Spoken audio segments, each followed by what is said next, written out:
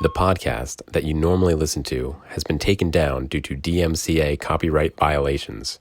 The podcast Talking Pictures Trivia has over 83 copyright violations and will no longer be available. If you have any information on Talking Pictures Trivia, please report it to your local authorities.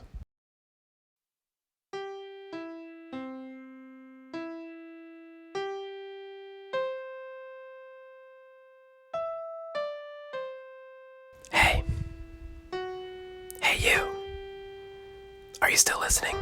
I got a copy of the podcast before they took it down. I'll start it up.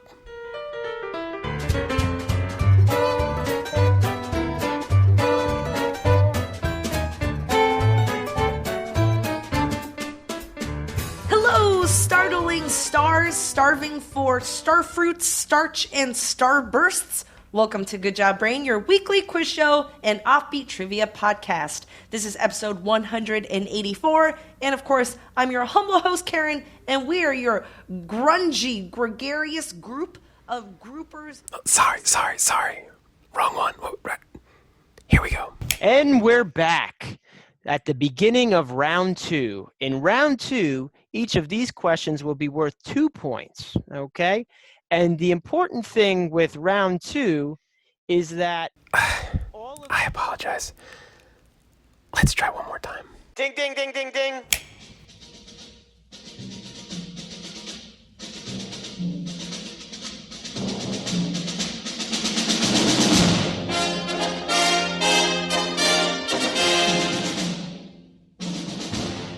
Welcome to Talking Pictures Trivia, the podcast in which a group of geographically challenged friends explore movies through trivia as an excuse to keep their friendships alive.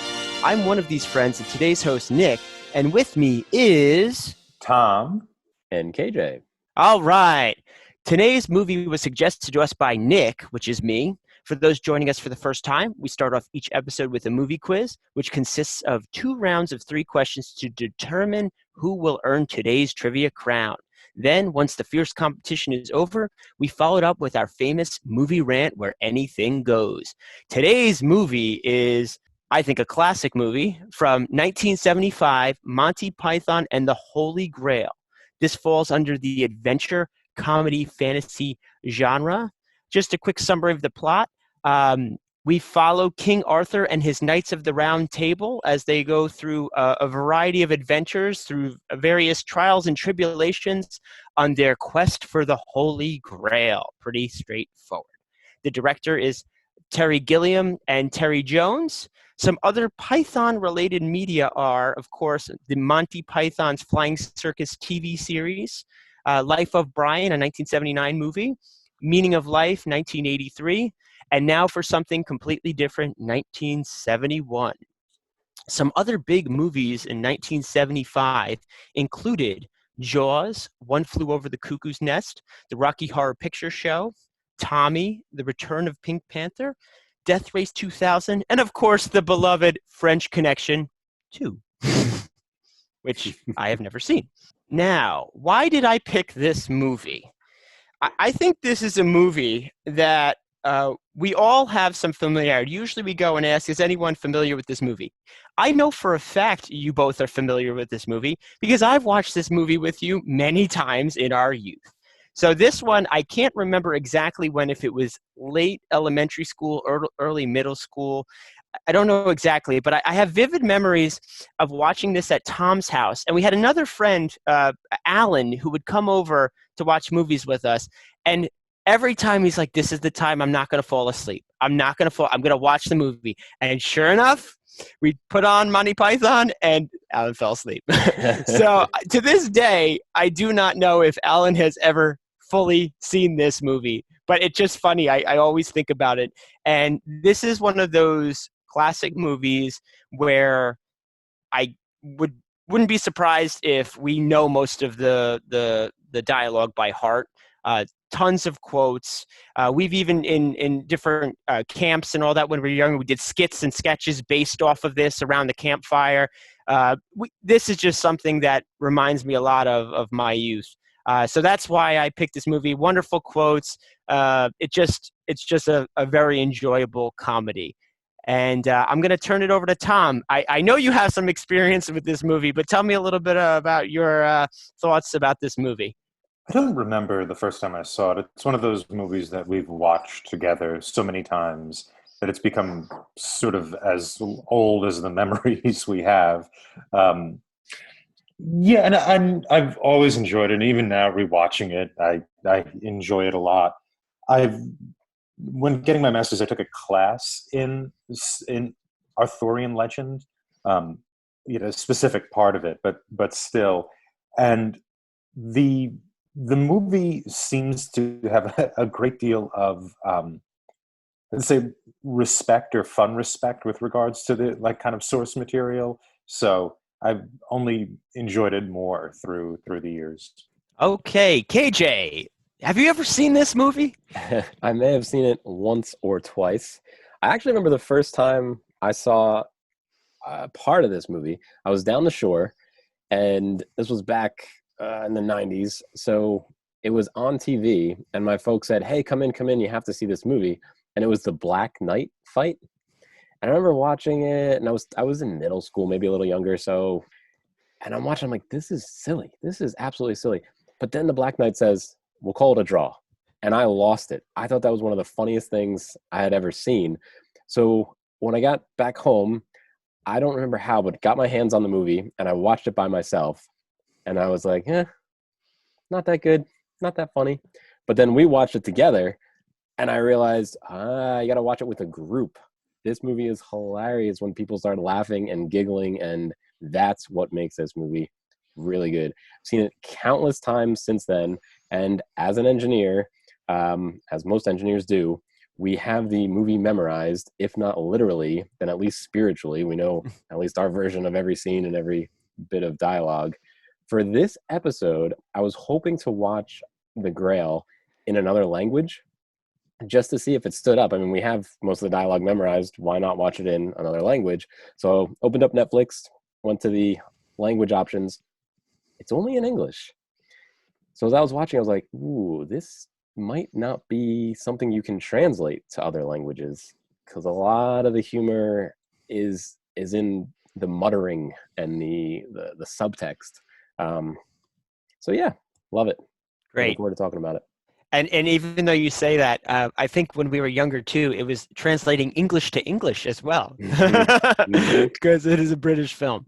Awesome. Yeah, I was really looking forward to this episode just because of our rich history with this movie, which brings us right into Movie Quiz. It's time for Movie Quiz. Round one. The categories for round one include Bring Out Your Dead, Those Responsible for Sacking the People Who Have Just Been Sacked Have Been Sacked, and The Swallow May Fly South with the Sun, or the House Martin or the Plumber may seek warmer climes in winter, yet these are not strangers to our land. I'm going to start with Tom. Which one of these categories would you like to start with? The second one? What was that again? Those responsible for sacking the people who have just been sacked have been sacked. That sounds good. Let's do that. Okay. It's time for question one. What are the two animals referenced in the opening credits that were pivotal to behind-the-scenes movie production and worthy of such attention and care?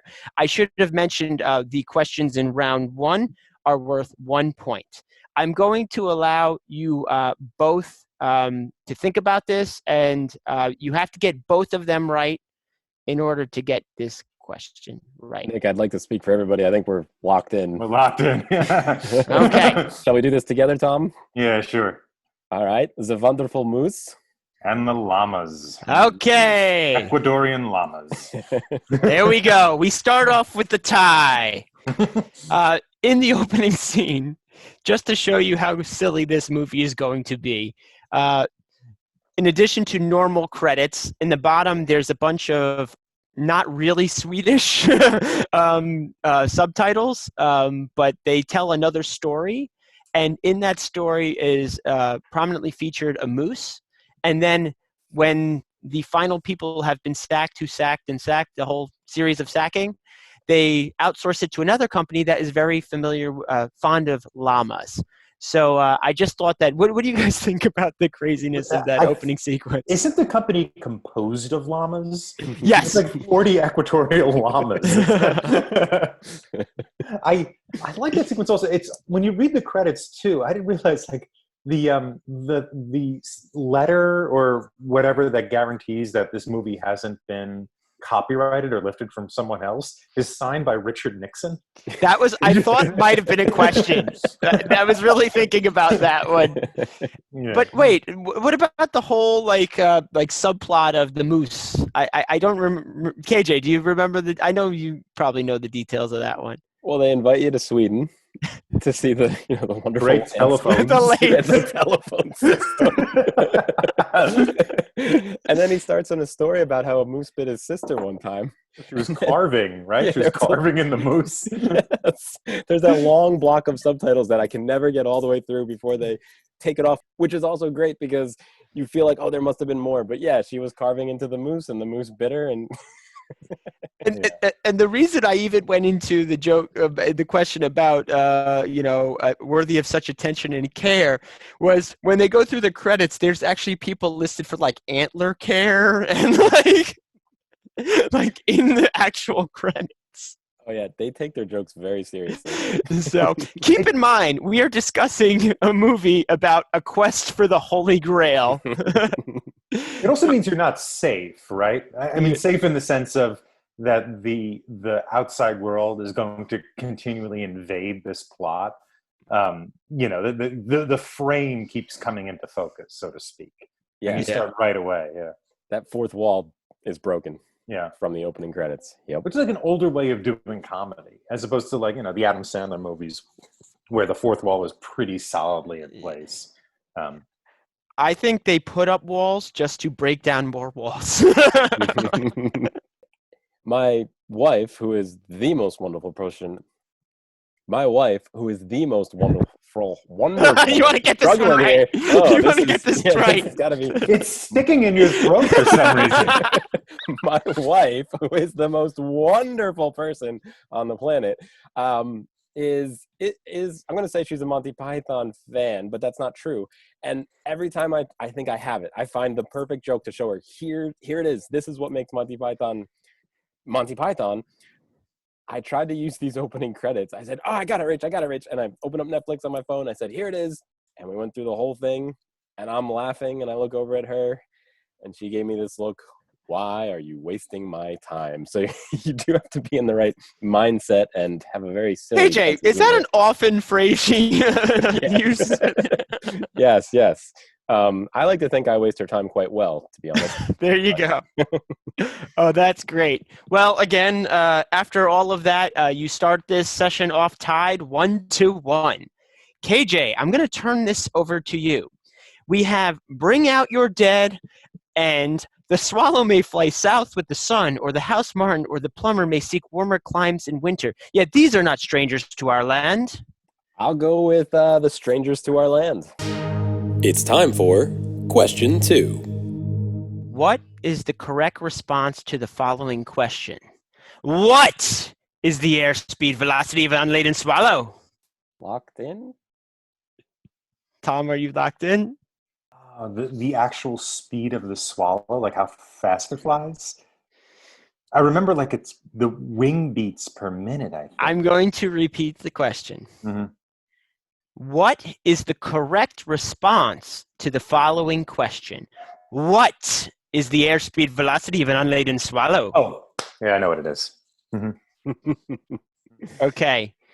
KJ, you can start it off, and Tom will trust you if you had the same answer. Mm-hmm. So I wanted to clarify. European or African swallow? That's what I had. Okay. I honestly thought African or European. Does the order matter? No, it's okay. As long as you clarify. King Arthur goes, what do you mean? African or European swallow? And the old man from scene 24 goes, I don't know that, and gets launched. Yeah. Is that also the old man from scene 24? Is that also John Cleese? I do not believe so. I actually don't know if that's one of them or which one of them. I don't think it is, though. It's I do- one of them. It's got to be. Yeah, One of them. I don't know which one of them it is, actually. Some of them are very recognizable. That one, I'm not sure. It's What I kind of incredible how much they disappear into their roles. Yes. Like you hear What about these method actors doing all this BS in order to like become their characters. These guys just do it. They're gone when they're in most of these characters. What's great about it too is I actually might have been talking to you guys about this just off the podcast, but I was looking at IMDb, just like the credits, and it was hilarious because usually it's like this actor played this. It's like this actor played these 10 people, like, and it's all like the main guys in Monty Python. It was funny. I did want to bring up this question. One, there's a lot of swallow bird related jokes throughout this movie. And what I did find of note, which does not appear in the movie, but I happened to Google search, what is the airspeed velocity of an unladen swallow? And as we know from the movie, African swallows are non-migratory. So we had to use the data based on a European swallow. And there was a variety of different studies that people did. And it seems, give or take, that it's about 11 meters per second or 24 miles an hour. Some had it a little higher, a little lower. Pretty fast. But, It's a quick swallow. that's the story there. Now, of course, there are quite a bunch of jokes regarding, even in the beginning sequence of the movie. We start with the swallow jokes when the guard at the top of the tower, when he's looking for, King Arthur is looking for people to join his knights at the round table. He's trying to recruit people. And the guy up on the top of the castle, he's only interested in why he has two coconuts that the squire's two coconuts that he's bashing together to make it sound like he's riding a horse. Now, they don't go into it that specific. They then go into a whole tirade on how this coconut could end up in this climate, which somehow brought into maybe that quote, which was the category, got him thinking about how swallows could carry coconuts up into this region. He grasps it by the husk. Yeah. It's not a matter of where he grips it, Tom. Such a great. Any thoughts on those scenes or any other swallow-related jokes throughout the movie? Well, the joke keeps going. They keep, and that has to do with a lot of things. 5, no, 3, 3. Yeah, those type of things kind of echo throughout the movie, kind of ties it together far more than the plot, which is kind of an afterthought. But again, it's this kind of reference to the frame right at the beginning. That's what they do. They break down the frame a lot at the beginning, and so you have the joke, and then the joke is commented, and the commenting on the joke becomes the joke. What I love about that scene, too, after it, Sir Bedivere goes to him, how do you know so much about swallows? Well, you have to know this when you're a king. Well, we continue on, tied 2-2. Everyone has a perfect score so far. And the only remaining category, Tom, for this round is Bring Out Your Dead. Would you like that category? No. Well, too bad. It's time for question 3. Throughout the movie, there's a subplot regarding the murder of a famous historian. What are the scenes that explore this plot line?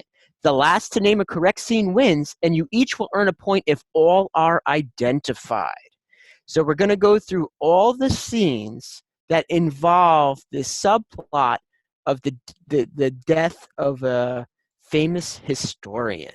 Tom, give me a scene that involves this. The first scene in which he's killed. How? How is he killed? He's killed. A knight rides by. It's hard to see who. It looks kind of like Lancelot. But a knight rides by and hits him with a sword and kills him. He just hits him with it? I think he like slashes him. He slashes him. Yeah, he kills him with the sword. Yeah. Okay, so that is a correct scene. KJ, do you have another scene? Sure, I'll do an easy one. At the end, the cops show up, presumably to arrest the group for killing the historian. Yes, and what's actually crazy about that is they arrest King Arthur and Sir Bedivere. They throw them into the car. But to Tom's point is, which knight actually killed him? We can talk about it later. I don't think it was King Arthur or Sir Bedivere. But anyway, So to interrupt the question, Yeah. I thought I remember reading they didn't have permits to film at that castle. They didn't have the keys to get in. But they didn't have the keys to get in. Okay, I didn't know if the cop showed up because they didn't have the permits. No. Oh no! I didn't know if that just happened to work Oh, this is a out. perfect ending. Perfect Right. ending. Yeah, the reason why they don't get into the castle is because they didn't have the keys to start filming it yet. They also lost the permits to film in a lot of different places, which is why almost all of the movie is filmed at one castle from different angles. Oh, that is great. Yeah. But I'm going to have to turn it back over to Tom to continue. We have the historian killed by a knight on horse. We have the cops arrest King Arthur and Sir Bedivere at the end. What is another scene in this subplot? The next scene from the same camera angle in which the historian is killed, we see a female companion of the historian talking to the police officers with a sheet over the historian's body. That is true. And in my brain, I think one of them was a detective because he was in more of like a suit and the other ones were normal cops. But that's just in my brain. Back to KJ. What is another scene? I don't know if this counts, but they often cut to groups of people saying, "Get on with it." And I didn't know if that was related to the historian. It is not, but I'm going to let you go because I'm going to let you guess again because I don't know if there was a cop referenced in any of those. Okay, there is a scene where the cops do arrest Lancelot. I think they need to arrest Lancelot because John Cleese plays the Frenchman. So when they approach the castle at the end of the movie, they need John Cleese to be the Frenchman and not with Graham, with King Arthur and Bedivere. So there is a scene where they're like frisking. They are patting down Sir Lancelot on the side of a cop car after he goes across the bridge of death. Yes, Tom. Okay, there is a scene where they, after the rabbit kills everyone, where the police are looking at the bodies outside the cave. Yes, the cops do see a bunch of dead bodies at the cave. KJ? I think I'm out. That's all I got. Okay. This point is going to go to Tom. Yay. There is a scene where the cops are at the shrubberies near the knights, previously where the knights who say knee were. They're at the white picket fence with the shrubberies with the two layers to give it a nice layered effect. And they hear the explosion of the holy hand grenade. That's right. That's why they go. Yeah. So yes. So we are good there. So that's 5 points for Tom. No. It's just 1 point. It's 1 point. It wasn't cumulative. So that's 5 points for Tom. No, 3, sir.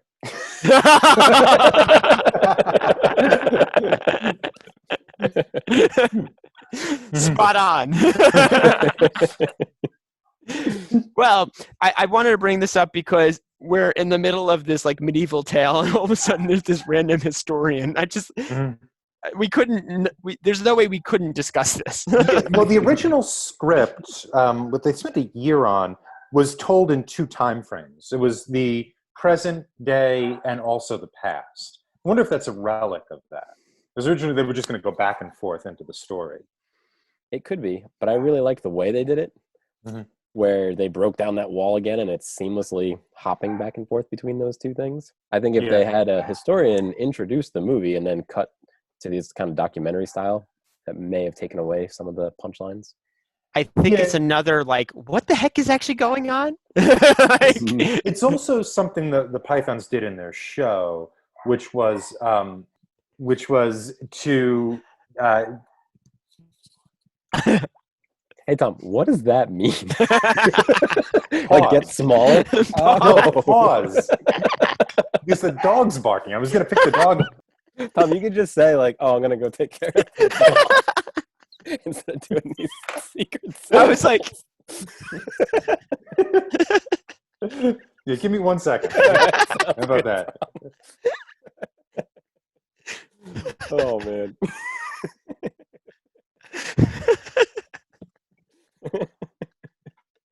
Oh, there's gonna be a lot of good footage for this episode. oh gosh.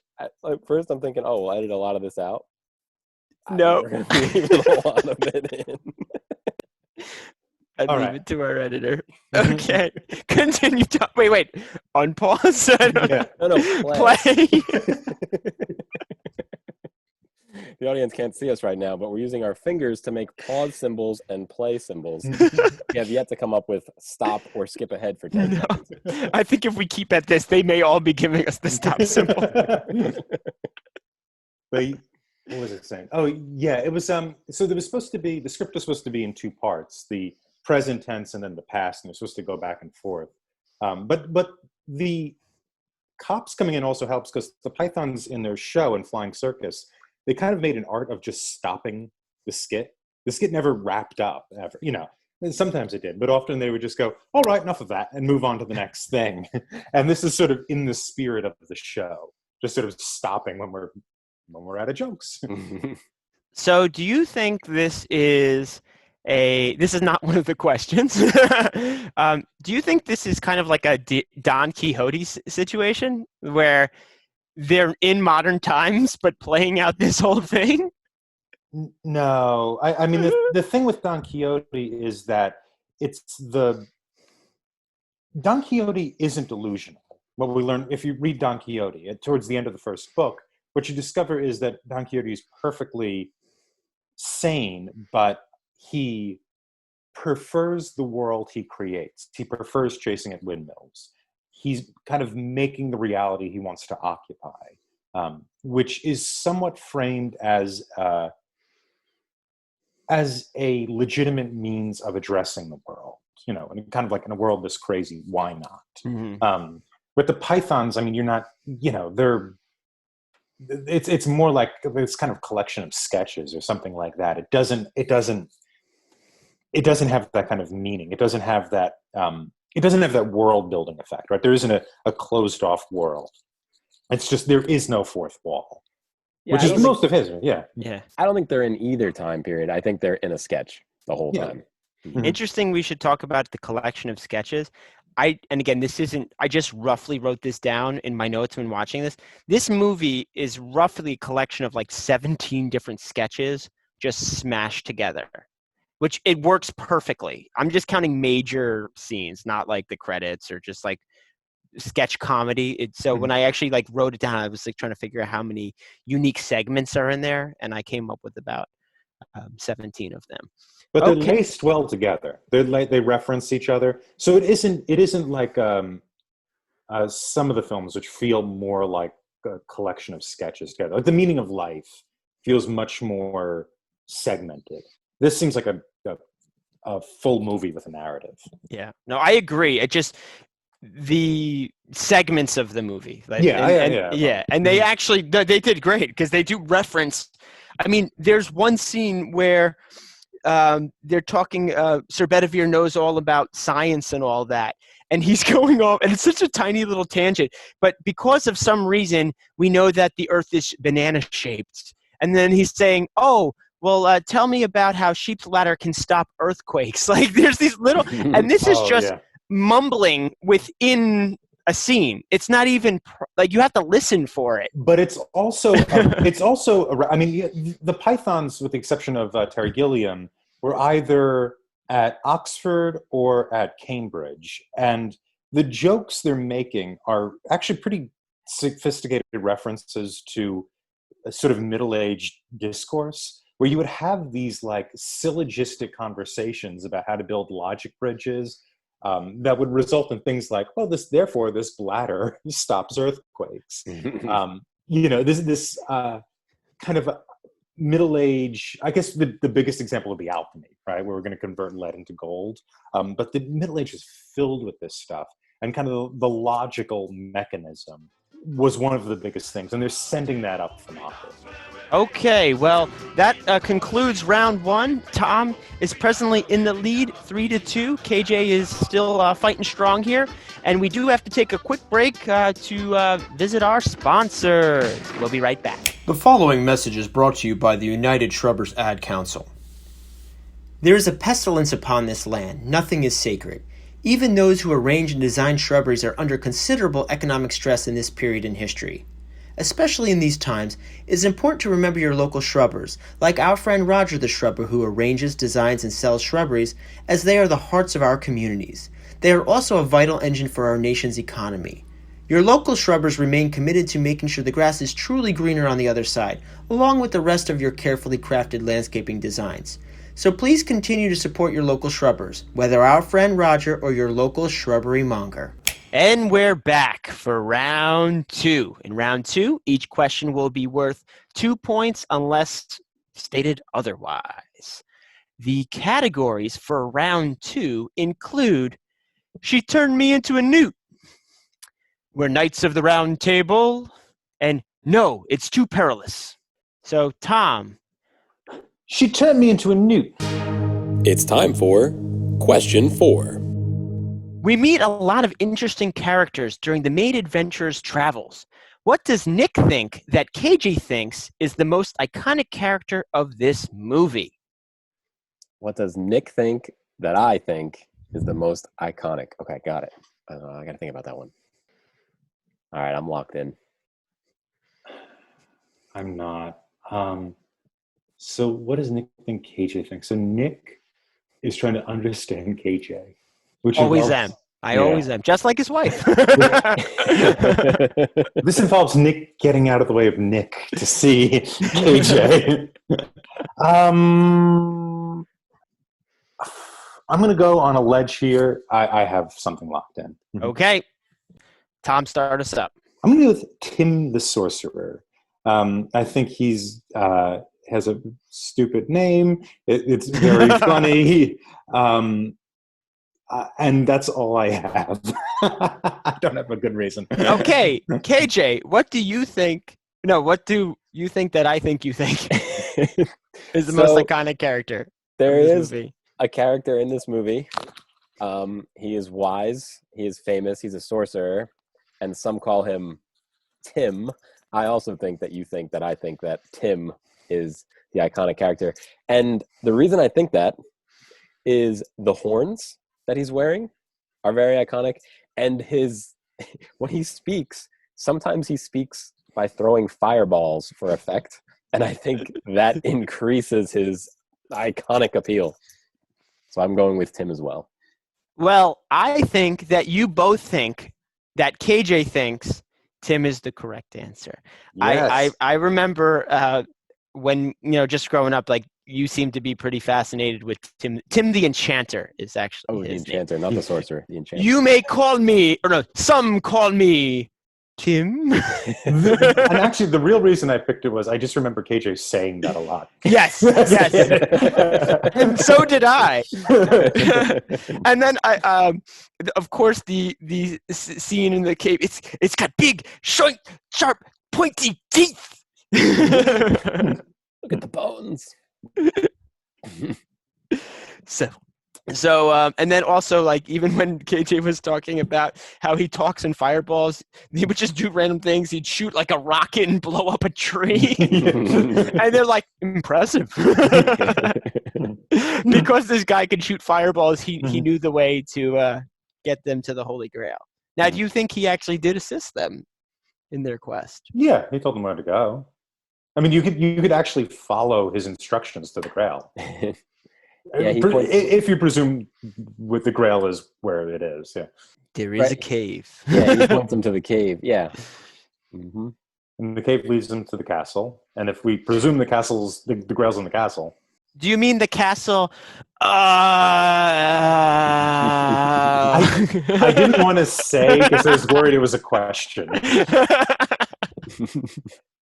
That's the kind of like interconversations are hard because you're like, yeah, you don't want to give away a clue. Yeah. But I even love that when they are in the cave and they're looking at the right. It was written in Aramaic in the castle of, and maybe he died while he was writing it. He wouldn't spend the time to write. Maybe he was dictating. Okay, so you both receive 2 points. Tom is still in the lead by 1. So, KJ, I'm going to turn it over to you. We're Knights of the Round Table, or no, it's too perilous. Let's do the Knights of the Round Table. It's time for question 5. After God himself charges King Arthur and the Knights of the Round Table to seek the Holy Grail, the group decides to disperse to cover more ground on their quest. According to Nick, which knight's tale is the most entertaining? Bonus opportunity. What was the name of the knight that was introduced but whose tale did not appear in this film? That bonus question will be worth 1 point. We're going to answer the first question first, and then we'll do the bonus question. Okay? So which knight's tale is the most entertaining? According to me. I'm locked in. I am locked in also. Tom has been locked into my strategies or thought process for multiple episodes. So we'll see if it continues. KJ, which one was the most entertaining? The most entertaining would be Sir Lancelot's tale. And the knight who does not appear in the film was aptly named Sir, not appearing in this film. Tom? I had exactly the same response to both of those. Well, you guys, Exactly the same. you guys are locked into my thought process. So now this one, to be honest with you, is tough because each one of the tales of Sir Lancelot, Sir Galahad, Sir Robin, unfortunately, we did not see the tale of Sir not appearing in this film. I'm sure that may have been the most entertaining. They were all good in just different ways. I think the reason, in my mind, why Lancelot moved up is there's a lot of funny scenes within that whole sketch. Yeah, Sir it's Robin, longer, yeah, Sir Robin is funny, but he's not funny. His minstrels are funny. Like I love the songs. Brave, brave Sir Robin. And Sir Galahad, to be quite honest, I think that one is funny. That they had a grail-shaped beacon that drew him in. But I think Lancelot. But again, what are the funny elements of each one of these that you guys like? I like the my favorite part with the Galahad thing is the twin sisters and the names of all the women. I believe it was Zoot and Dingo. Dingus, yeah, Dingo. I think. Oh, okay. Yeah. And then the doctors were Winston and Piggy. I think. I don't know that one. Yeah. That So one I don't know. It was just like you'd have the kind of absurd names of these characters on top of the absurd situation. That made me laugh a lot. It wasn't like Jane or Veronica or something like that. I always thought Galahad's tale was actually the weakest, and I didn't remember, but noted on this watch through, at one point, I don't know if it's Zoot or her sister, turns to the camera and says, "We considered cutting this whole scene. Aren't you glad we didn't?" Like it. To be honest with you, I didn't remember that sequence. Yeah, I remember that. Yeah. From my youth, I didn't remember that sequence. So how did we watch it back in the day? Did we record it off TV? The Netflix version is probably the full version. That get on with it part I remember, but like that we were going to cut this part. That was the one scene I watched it on Netflix as well that I didn't remember. But I did find something funny about that scene when she's introducing like how all them are stuck in this castle. She's like, we're just, blondes and brunettes, 16 to 19 and a half. All we can do is bathe, dress, undress, make exciting underwear. Like that was, It's also a funny thing when you get really specific in a way you don't need to. Like 19 and a half is it's really hilarious. I'm not quite sure why, but when you introduce a small specificity that's not exactly relevant, it's almost always funny. Yeah, I did find that series of events funny, but it's a little bit more linear. Whereas Sir Lancelot, there's just so many. Every time that guy wants to break out into song, and Sir Lancelot thinks he's rescuing like a damsel in distress, and it's this effeminate prince who just wants to sing. Yeah, who's Terry Jones playing that role? Really unrecognizable. Yeah, who's Sir Benevere is Terry Jones also. Oh, I didn't make the connection. Yeah, it's the same. Yeah, so it's just. I don't know. I thought that was funny. That's the thing of them like disappearing into these roles. Like I can't tell you how many times I had to look up who the different characters were, just because they're so different. And I think Terry Jones does a great job with that. Yeah, the strange thing about that, their costumes aren't elaborate, or they don't disappear into the costume. They disappear into the character. Mhm. It's not just like eyebrows or something that's making them unrecognizable. It's the Exactly. whole Yeah. performance. Yeah. Yeah. I agree. And I particularly like the father when he's talking about like the castle, and he has to marry this lady because they have huge tracts of land. But he talks about like nobody told him. Everyone told him he couldn't build a castle in a swamp, so he built one and that one sunk. He built another one that burnt, fell over, and then sunk. But the third one stood. Mhm. And the other part is when the prince can't leave the castle, and he just like casually like scribbles down a note, and he has like a bow and arrow, and he just goes bing, and meanwhile this arrow goes like flying into the woods and hits the squire. Yeah. Right It's in Concord. a message for you, thanks, Conk. Oh, that brings up the whole series of events of like you haven't died in vain, the death. Yeah, that That's another joke. beat. Yep, another thread Yeah. through the whole. I'm all right.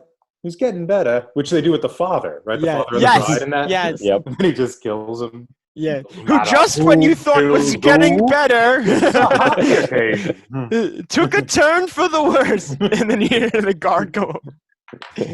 That goes all the way back to one of the earlier sketches, right after King Arthur and the coconuts and the swallows jokes, to the Bring Out Your Dead, which was one of the categories, which I really did enjoy that sketch too, which led that joke on where the guy wants to put someone who's not dead on the dead cart.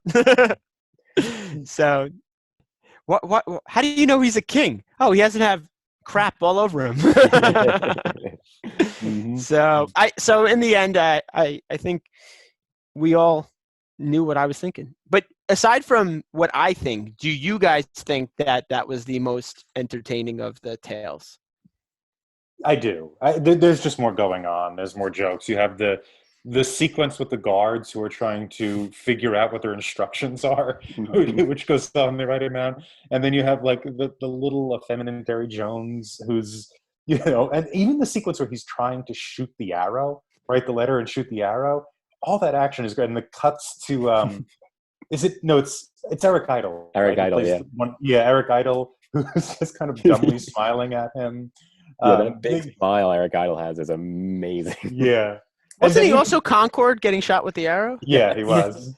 And then it's also the Lancelot trying to come in there, and then he can't find the word for it. I need to enter in my own particular idiom, sir. Yeah, idiom. It's just, and the father's incentive. There's just all of these different desires all these different characters have layered on top of each other. I think that's what makes that scene so much more complex. The Gilead scene, Galahad scene, where he's like he wants to get the Grail without losing his purity, and they want to have sex with him. Is it's I can face the peril. Right? Yeah. I also like the Lancelot scene best, and hopefully this episode doesn't just turn into us quoting Monty Python. But when the king or whoever he is says, "All this will be yours, lad." What the curtains? That's another great line from that scene. That's the thing. This movie is super quotable. I mean, and even in the end, when he's like, I haven't when the sun fell from the tower because Lancelot thought he was saving a woman, and the father cuts the rope that the makeshift rope that the son was making, and he comes down with Lancelot, and he goes, I feel like I haven't, it's not that I've lost a son, but gained a daughter in a legally binding sense. In a very real and legally binding sense.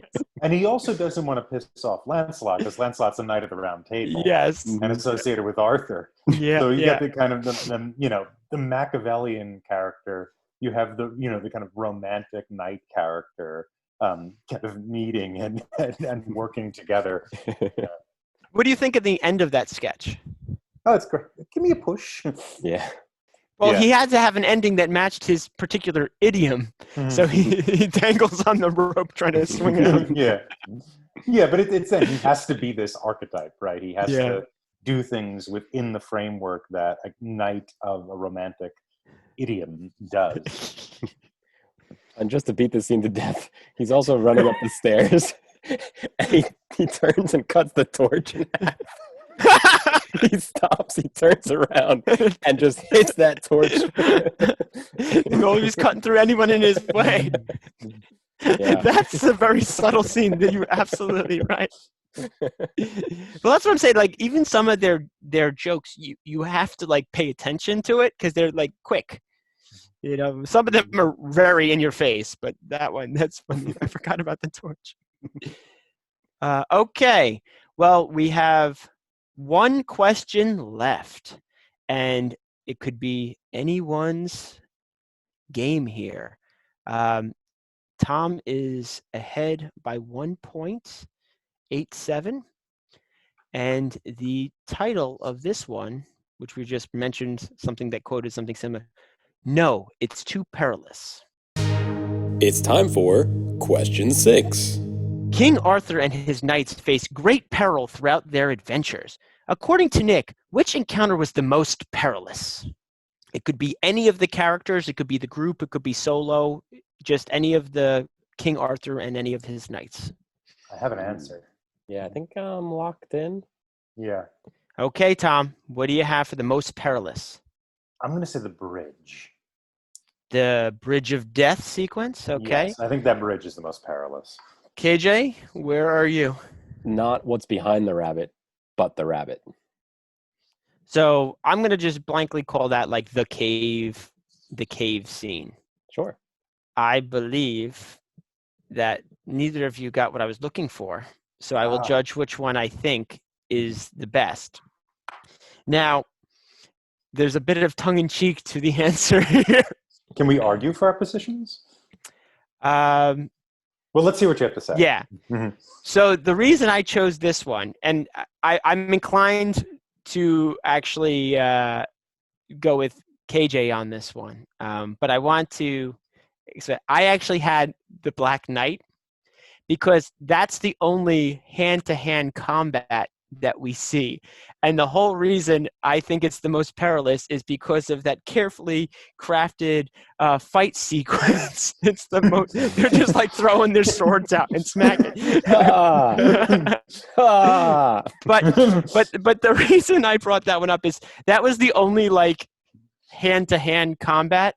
However, I do think that the rabbit with its big, sharp, pointy teeth, he did take down 3 knights. Yeah, I think he took down 3 red shirts. Mm-hmm. In addition to the scattering of bones, I will have to award the points to KJ. So he, at the last minute, is going to sneak the victory in. However, Tom, Bridge of Death, we didn't have as much of a kill count. So we don't, but there's less agency for the people approaching it. Yeah. Right? No, so you can actually do something about. You could fight the rabbit or the Black Knight or the animated beast. But with that, it's if you have a particular factoid or not depends. So even if like the kill count in that scene isn't as high, it's still like, to me, that's far more terrifying. Yeah, I can't do anything about it. So Tom, for somebody who records a podcast every week called Talking Pictures Trivia, you thought the Bridge of Trivia was the most dangerous? Yeah, well, that makes sense, right? I mean, it's like you don't have the answer. Mm-hmm. And you know, this thing you think you know, you actually aren't qualified to do. And that's what you discover, and you discover it in the worst possible circumstance. So if we started a podcast about rabbits, you would be less nervous about approaching that. No, because it's I'm just joking around. One is not. I was going to say one is. This is silly. I was going to say one is based in fact, like responding or digesting facts, and one is would not quite be in that. Mm-hmm. I think there's an argument for any of these. The reason I actually went with, and I in general, the next one would be the rabbit. I went with the Black Knight because the Black Knight sequence, you literally see him like kill this other knight before, and they literally bring out a series of weapons, and it's the most engaged. So we see that this guy is a fierce combatant, and then King Arthur fights him, and he starts losing limbs. I mean, there's so many great. KJ brought it up even in his introduction. There, it shows us the first fight sequence, if you will, and we don't have anything else like that throughout the movie. But just the combination of quotes about "'tis a scratch" and "just a flesh wound," and then King Arthur at the end when with the Black Knight is nothing more than a stump on the ground with no arms and legs. We'll call it a draw. So that was why I was saying it was a fight to the death to cross that little tiny bridge. There's a little bridge that you could clearly just walk through the stream, by the way, and that is what the Black Knight is protecting. And of course, the Black Knight always triumphs. Well, I hope you guys enjoyed the questions. It looks that KJ just snuck a win in at the end there. But again, a valiant effort by both, ending 9 to KJ and 8 points to Tom. But it seems like even just answering these questions, we had a lot to talk about with this movie. So let's jump right into our favorite section, Movie Rant, after these brief messages.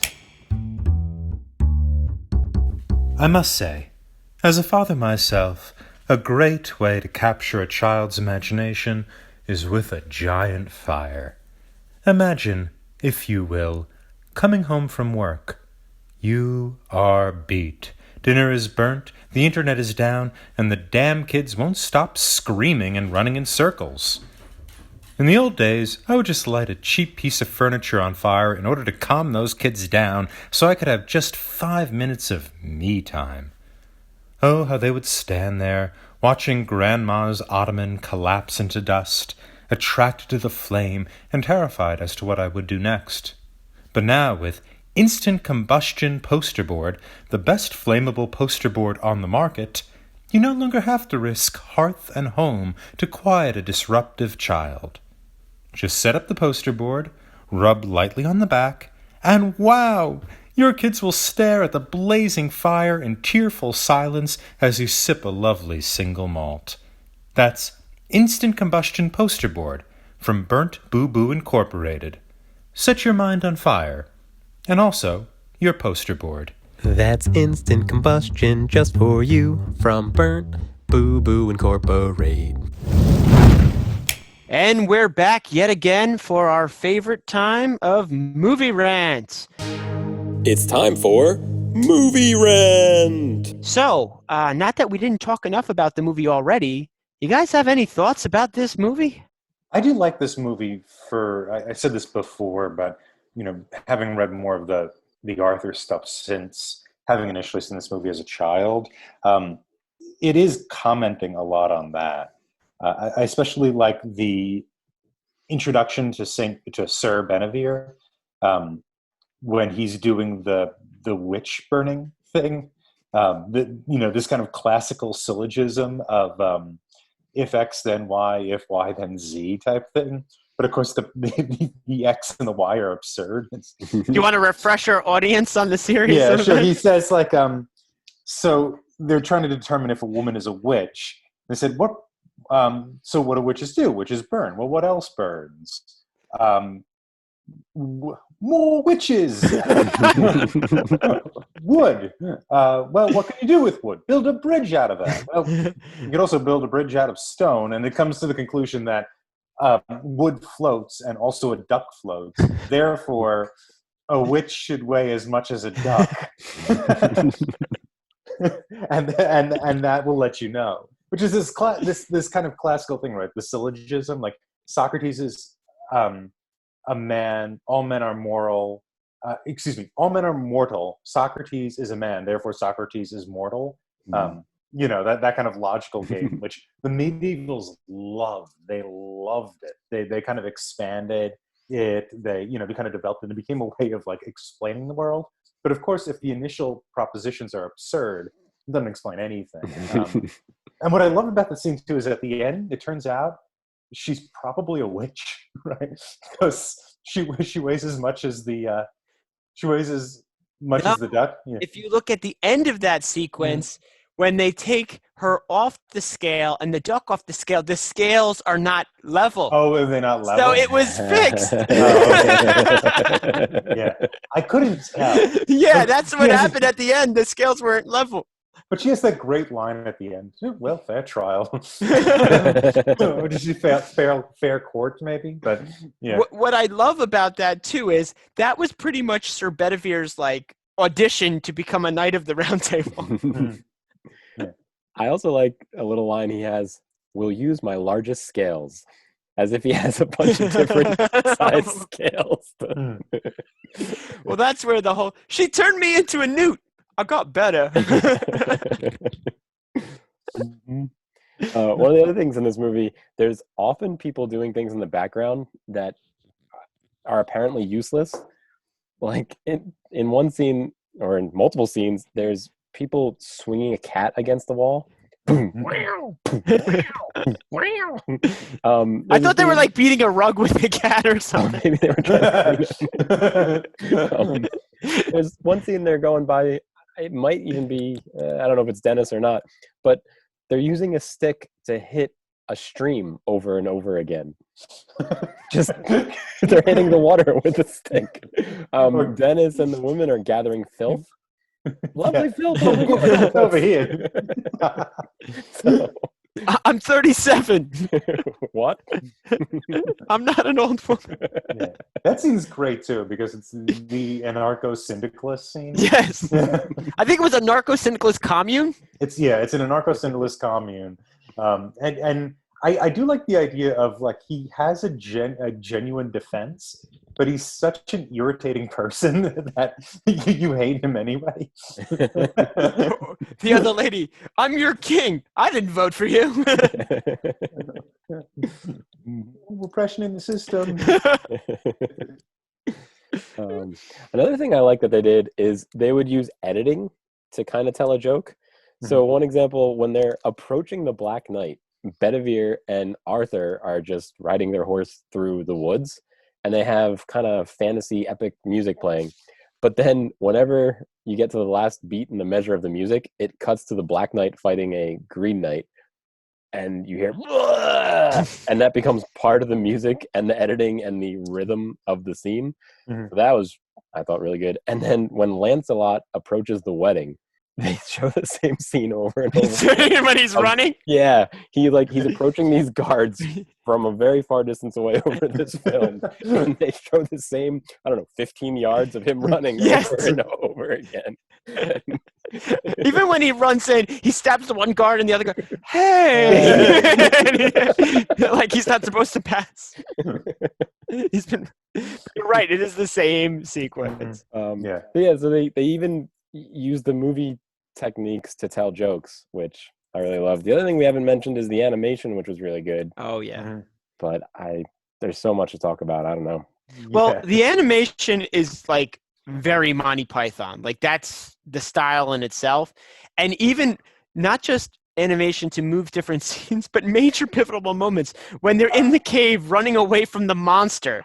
How do they get away from the monster? The illustrator dies of a heart attack, so he cannot continue to draw the monster that is chasing them. That is how they get out. But it still also looks like medieval tapestry. A lot of it is taken from medieval tapestry and just kind of messed with. Yes. I think my favorite little detail was the horn players. The horns are in their butt. It's so gross. And it's a very upbeat scene. Yeah. My favorite part of animation, there's kind of title cards between some of these skits, and it shows you the guy writing them. And there's someone making a nuisance outside, and he's on the top floor of his house, I guess, and he's got to walk down of his monastery. Yeah, he's got to walk down like 6 or 7 flights of stairs, and they show you every single steps. You're just watching this guy walk downstairs. It's like Ghostbusters or something. Really. One of the ones that I thought might have come up. Talking about the animation when they're telling once they get together again and they're going through the different seasons and they're on the train and they ran out of food, so they ate Robin's minstrels and they rejoice. Yeah.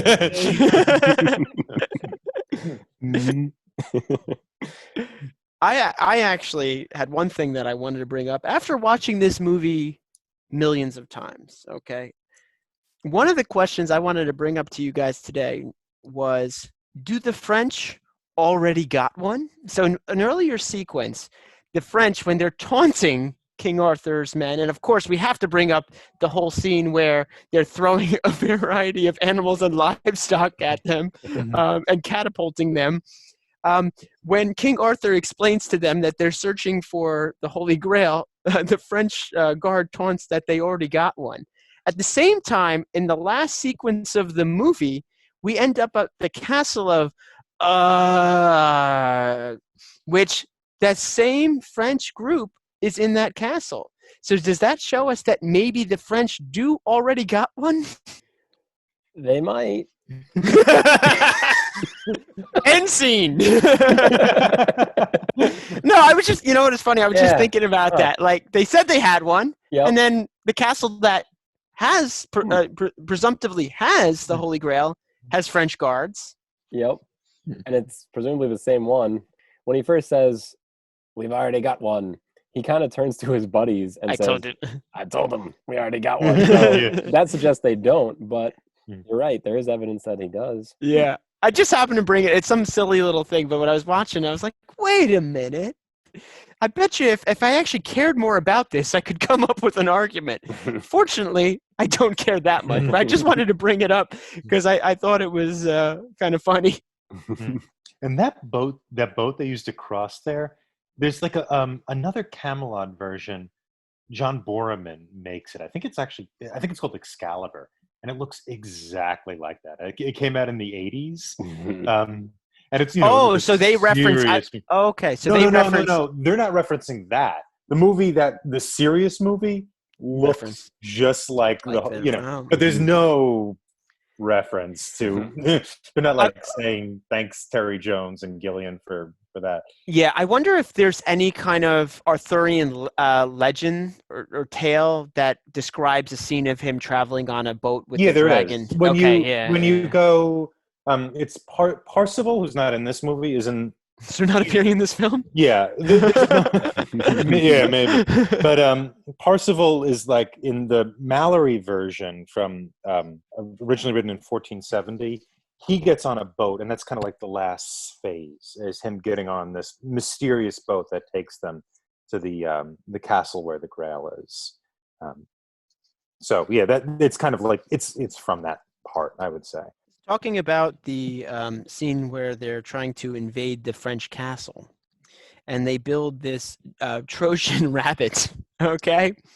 Do you think they would have had any more success if they followed Sir Bedivere's secondary advice and created a giant wooden badger? Who was supposed to jump out? Me, Bedivere, Lancelot. Someone else. I don't remember. Yeah. If they had Lancelot, that guy... I don't know. Watch out for those torches. Yeah, he's a fighter. Yeah, who knows? I mean, it worked for the Trojans. So, talking about how they have modern times. If you remember during that scene too, when you hear them doing all the woodwork in the trees, they have like chainsaws going. What sells that scene for me too is John Cleese's how John Cleese is looking back and forth, and he has this exaggerated when the rabbit first appears. He has this exaggerated look of. Even the guards, when they pop their heads out the door, like, that was a perfect scene. The one guard pops his head out, and the other three. And they keep saying things in French, and they say what, and then they have to translate in English. Liz, what? Go. Again, we probably could spend another hour just quoting this movie and pretty much recreate the whole thing. But this is a movie that I continue to thoroughly enjoy, even on the rewatches, and it sounds like you guys did too. Well, again, I want to congratulate KJ for taking down Tom this week, who has a pretty strong track record, but even this one was very close. I'd also thank KJ once again because he is our exuberant editor who masterfully crafts these episodes. I'd also like to acknowledge IMDb, which is a great resource for movie information. Check out our website, talkingpicturestrivia.com, for more information about us and our episodes. Join us next time when we discuss KJ's recommendation, the Korean film from 2009, Castaway on the Moon. It's been a fun one, guys. See you next time.